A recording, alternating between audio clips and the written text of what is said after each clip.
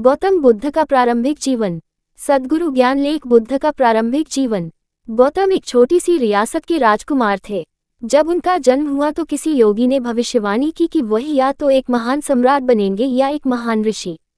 जब उन्होंने ये भविष्यवाणी की तो गौतम के पिता थोड़े उत्साहित हो गए।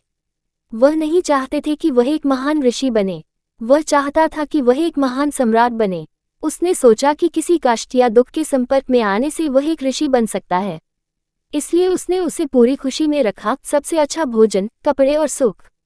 जब वो 19 वर्ष के थे तो उनके पिता ने उनकी शादी एक बहुत ही सुंदर युवा महिला से कर दी। उन्हें एक महल में रखा जो बाकी समाज से एकांत था, जहां वे आनंद से रहते थे और उन्हें कभी किसी प्रकार का कष्ट नहीं हुआ। एक दिन गौतम ने सोचा कि वह शहर के चारों ओर घूमेंगे, इसलिए उन्होंने अपने सारथी से उन्हें शहर के पार ले जाने के लिए कहा। जब वह जा रहा था तो उसे एक बूढ़ा आदमी दिखाई दिया। उसने अपने जीवन में कभी कोई बूढ़ा आदमी नहीं देखा था। उनके पिता ने उन्हें इन सब से बचाया था। उन्होंने कहा, उसे क्या हुआ? सारथी ने कहा, ओह, वह तो एक बूढ़ा आदमी है। ये कैसे होता है? उसने पूछा। उन्होंने कहा, हर कोई एक दिन बूढ़ा हो जाता है। उसने अपनी ओर देखा, वह एक अच्छा युवक था। क्या मैं भी? उन्होंने कहा, हाँ, हर कोई बूढ़ा हो जाता है। यदि वे लंबे समय तक जीवित रहते हैं तो वे बूढ़े हो जाते हैं। यह उनके लिए एक एहसास था कि मैं ऐसा बन जाऊंगा। तभी उसने सड़क पर एक आदमी को पड़ा हुआ देखा जो किसी चीज से बीमार था, उठ नहीं पा रहा था और बहुत पीड़ा में था।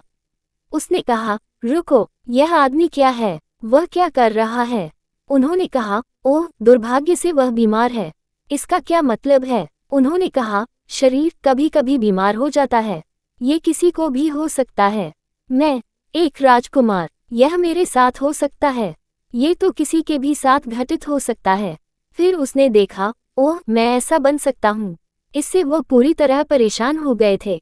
फिर वे आगे बढ़े और उन्होंने एक अंत्येष्टि देखी। वे एक आदमी का शव ले जा रहे थे। उस आदमी को क्या हुआ? ओह, वह अभी मर गया, बस इतना ही। इसका क्या मतलब है? ऐसा बिना किसी अपवाद के हर किसी के साथ होता है। फिर उसने कहा, मैं क्या कर रहा हूँ? बस खाना, मौज मस्ती और बकवास। मैं अपने साथ क्या कर रहा हूँ? वह अपने आप में उथल पुथल में डूब गया। अचानक राजकुमार बनना और इस महल की खुशियां उसके लिए अलग हो गईं। वह देखने लगा, इस सब का मतलब क्या है? ये शरीर बूढ़ा हो जाएगा, ये बीमार हो सकता है और यह निश्चित रूप से मर जाएगा। मैं अपना पूरा जीवन इसमें क्यों लगा रहा हूँ? लेकिन तब तक उनका एक नवजात लड़का हो चुका था। वह इस प्यारी पत्नी और इस प्यारे छोटे बच्चे को नहीं छोड़ सकता था। उन्होंने संघर्ष किया और संघर्ष किया। तब तक 1.25 साल से कुछ ज्यादा का समय बीत चुका था। जब छोटा लड़का 1.5 साल का हो गया तो उससे रहा नहीं गया। आधी रात में बिना किसी को बताए वह चोरों की तरह महल से बाहर निकल गया और हमेशा के लिए चला गया। वह खोज में निकला, मैं इस जीवन के बारे में सच्चाई जानना चाहता हूँ। आत्मज्ञान के लिए बुद्ध का मार्ग। ये वो समय है जब भारत में विभिन्न विद्यालयों की स्थापना की गई थी। एक समय में उनके पास काम करने के 1800 से अधिक विभिन्न तरीके थे। योग के 1800 विभिन्न प्रकार थे। ये वैसा ही है जैसे आज चिकित्सा विज्ञान का होता जा रहा है। 25 साल पहले यदि आप चिकित्सीय जांच कराना चाहते थे तो आपको केवल अपने पारिवारिक डॉक्टर की आवश्यकता होती थी। आज आपके शरीर के हर अंग के लिए एक डॉक्टर मौजूद है। इसी तरह यौगिक प्रणाली के साथ भी ऐसा ही हुआ। लोग विभिन्न प्रकार की छोटी छोटी चीजों में विशेषज्ञता हासिल करने लगे। जब विशेषज्ञता एक निश्चित बिंदु को पार कर जाती है तो यह हास्यास्पद हो जाती है। योग के साथ यही हुआ। इसने उस बिंदु को पार कर लिया जहां योग की 1800 विभिन्न विशेषज्ञताएं हुईं। तभी पतंजलि आए और इस अंतहीन रूप से बढ़ रहे विस्तार को कम करने के लिए योग सूत्र में सब कुछ समाहित कर लिया। जब गौतम आए वह पतंजलि के बाद का समय था, लेकिन फिर भी कई चीजें थीं। वह एक स्कूल से दूसरे स्कूल जाते रहे और उन्होंने समाधि के 8 अलग अलग रूपों का पालन किया। उसने देखा कि ये सभी अद्भुत अनुभव थे, लेकिन फिर भी इससे उसे मुक्ति नहीं मिली। इस स्थिति में उन्होंने समाना के रूप में चलना शुरू कर दिया, जो एक निश्चित प्रणाली है जहां उनका मूल अभ्यास यह है कि वे कभी भोजन नहीं मांगेंगे। वे भोजन की तलाश में नहीं जाते क्योंकि वे जीवित रहने की मूल प्रवृत्ति को हराना चाहते हैं। समाना सिर्फ पैदल चलते थे, कभी खाना नहीं मांगते थे, लेकिन संस्कृति संवेदनशील थी। यदि वे किसी आध्यात्मिक व्यक्ति को चलते हुए देखते तो लोग घर पर खाना बनाते और उसके पीछे दौड़ते और जहां भी वह होता उसकी सेवा करते क्योंकि वे जानते थे कि वह भोजन नहीं मांगेगा। यदि तुम आज समाना बन गए तो तुम स्वयं ही मृत्यु की ओर चल पड़ोगे। उन दिनों लोग उनकी साधना के प्रति संवेदनशील थे और प्रतिक्रिया देते थे, इसलिए देश भर में हजारों समाना घूम रहे थे। गौतम समन हो गए। भले ही आप खाना नहीं मांग रहे हो, आप किसी कस्बे के पास चल सकते हैं ताकि खाना आ जाए।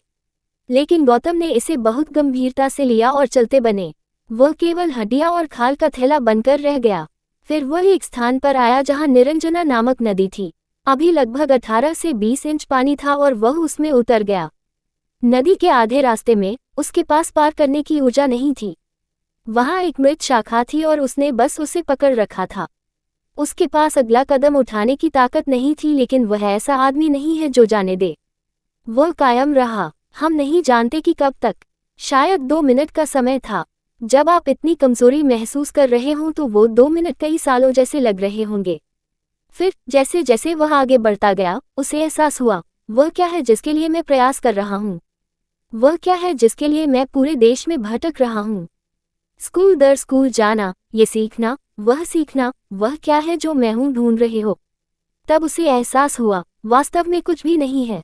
ये जीवन चालू है। मुझे बस उन बाधाओं को दूर करना है जो मुझे इसका अनुभव करने की अनुमति नहीं दे रहे हैं।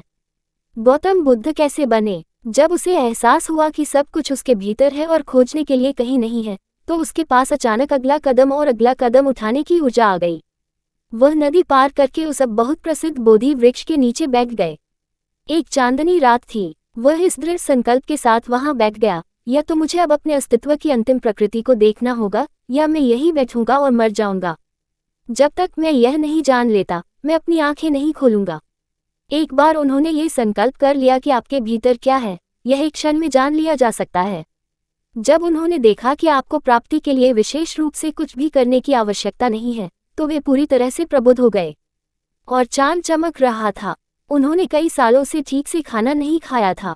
वह 4 साल तक समाना रहे और उन्होंने 5 शिष्यों को इकट्ठा किया था। इन लोगों ने सोचा, वह असली है, क्योंकि वह नहीं खाता है, वह वास्तव में कठोर है। और अब उन्होंने देखा कि वह कुछ उत्साहपूर्ण स्थिति में है और वे उसके चेहरे पर रोशनी देख सकते थे। तब वे उसकी आंखें खोलने और उपदेश देने की प्रतीक्षा कर रहे थे। उसने आंखें खोली, उनकी ओर देखा, मुस्कुराया और बोला, कुछ बनाओ, चलो खाते हैं। वे पूरी तरह निराश थे। उन्होंने सोचा, उसने इसे खो दिया है। वे 4 साल तक उनके साथ चले, जब उनके पास यातना के अलावा कुछ नहीं था। लेकिन जब उन्हें ज्ञान प्राप्त हुआ, तो उन्होंने उन्हें छोड़ दिया क्योंकि वे कुछ गंभीर सुनना चाहते थे। लेकिन उन्होंने कहा, कुछ बनाओ, चलो खाते हैं। हम अपना समय बर्बाद कर रहे हैं।